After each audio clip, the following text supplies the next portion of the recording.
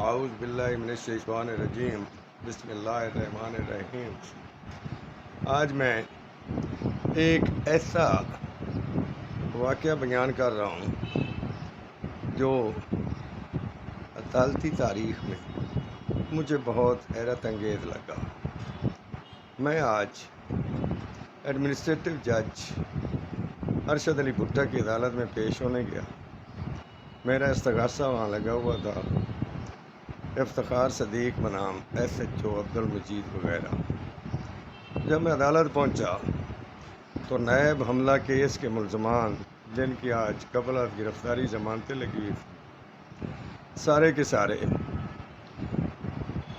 Senior وکلاء کی کرسیوں پہ اپنے پورے بھرم اور جوبن کے ساتھ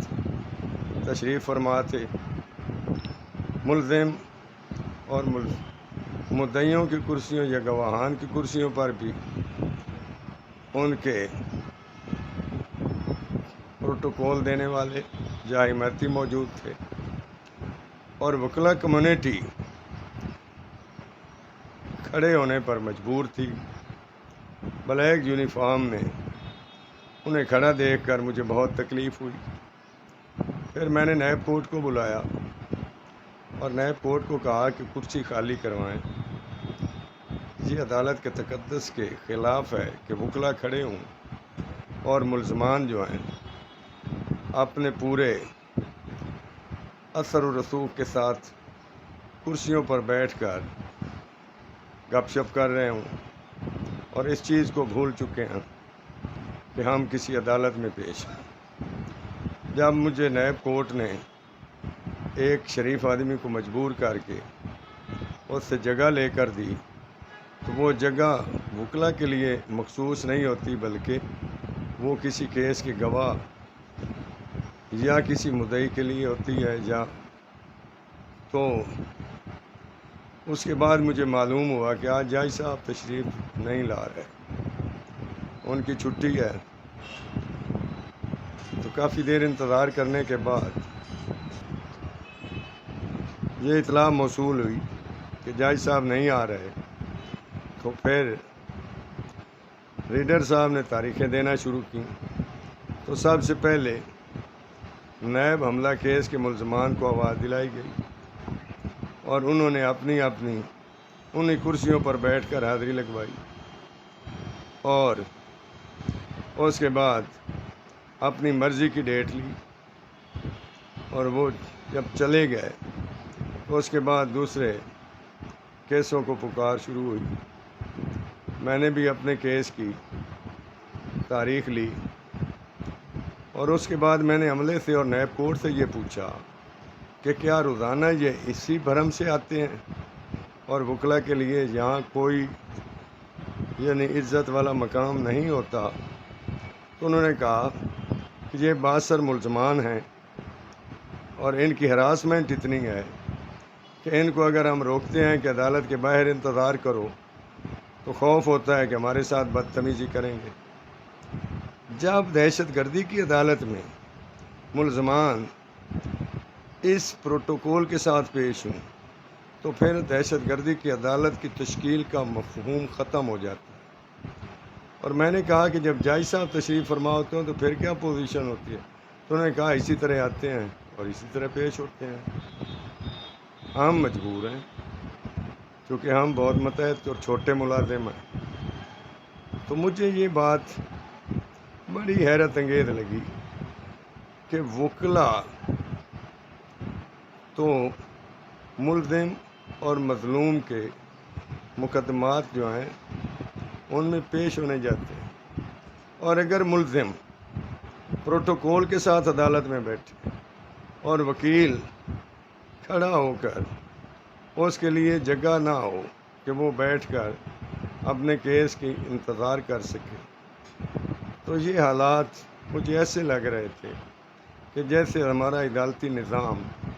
دن بدن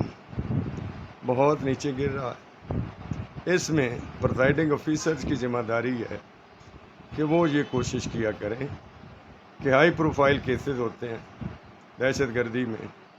تو اس وقت تک مدعی، ملزم، گواہ یا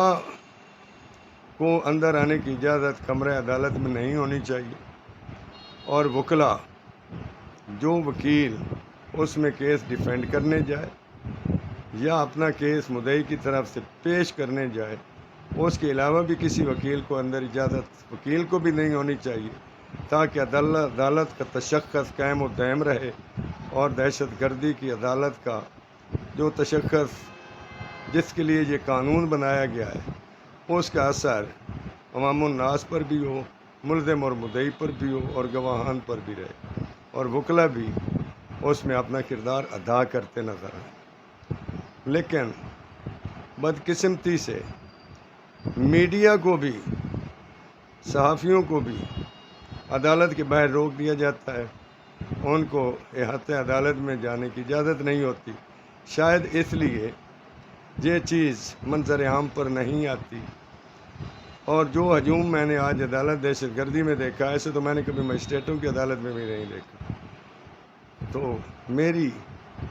استدعا ہے کہ چیف جسٹس صاحب، چیف جسٹس پاکستان اور chief justice Lahore high court Lahore اس کا نوٹس بھی لیں، اور کم از کم پریزائڈنگ آفیسرز کو عدالت کے تشخص کو قائم و دائم رکھنے کی ہدایات جاری کریں، تاکہ عوام یا وہاں پیش ہونے والے گواہان یا مدعیان یہ تاثر نہ لے سکیں کہ ان عدالتوں میں بھی عام عدالتوں کی طرح ہمیں وہ توقع نہیں ہو سکتی جس داد رسی کے لیے ہم جاتے ہیں۔ تو میں ان گزارشات کے ساتھ اپنے وکیل بھائیوں سے بھی اپیل کرتا ہوں کہ وہ بھی کوشش کیا کریں کہ عدالت کی توجہ اس امر کی طرح مبذول کرائی کریں، اور اپنے تشخص اور اپنی شخصیت کو قائم و دائم رکھتے ہوئے ملزم یا مدعی کو وہ اہمیت نہ دیں کہ جس سے یہ تاثر جائے کہ ان کو ہم پروٹوکول دے رہے ہیں، بلکہ وہ ہمیشہ مرہون منت ہوتے ہیں، ہماری سروسز کے ہمارے احترام کرنے پہ مجبور ہیں، اور کوئی ایسا ادارہ یا کوئی شخصیت نہیں جو کسی کورٹ آف لا میں کسی ملزم یا مدعی کو یا اس کے رائٹس کو پروٹیکٹ کرے۔ تو ہم ان سیاسی رہنما ہوں یا کوئی بااثر آدمی ہو، کوئی بیوکریٹ ہو، کوئی جرنل ہو، کوئی جج ہو، جب وہ کورٹ آف لا میں پیش ہوتا ہے تو وہ ہمیشہ کہ قانون دان کی سروس سے ظاہر کرتا ہے، تو قانون دان اس حوالے سے اس سے سپیریئر ہوتا ہے، چونکہ اس نے عدالت کو اسسٹ کرنا ہوتا ہے، نہ کہ وہ بذات خود اسسٹ کر سکتے ہیں۔ تو میں اپنے وکیل بھائیوں سے بھی یہ استدعا کرتا ہوں کہ اپنی شخصیت کو قائم کریں، جیسے کہ ان کی شخصیت کے بارے میں نے ایک ایڈوکیٹ کے بارے میں یہ لکھا کہ advocate is a legal personality having legal knowledge, intelligence, ability and credibility, and he has 3 works: protector of judicial system and structure, being officer of court to assist the courts to meet the ends of justice, and being a man of wisdom to express his views for the awareness of general public۔ تو میں آج جو واقعہ بیان کر رہا ہوں اس سے میں بہت انجر ہوا ہوں کہ اگر یہی حالات رہے تو شاید ہم تو